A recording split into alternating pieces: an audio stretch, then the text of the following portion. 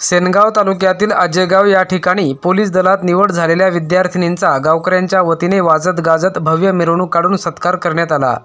कुमारी पल्लवी पंजाबराव वाघ या विद्यार्थिनीची वाशिम जिल्हा पोलीस दलात, तर कुमारी पूजा रविप्रसाद अवस्थी या विद्यार्थिनीची मीरा भाईंदर पोलीस दलामध्ये निवड झाली असून या निवडीबद्दल आज दिनांक 3 ऑगस्ट रोजी सकाळी 11 वाजतापासून वाजत गाजत भव्य मिरवणूक काढून गावकऱ्यांच्या वतीने भव्य सत्कार करण्यात आला आहे।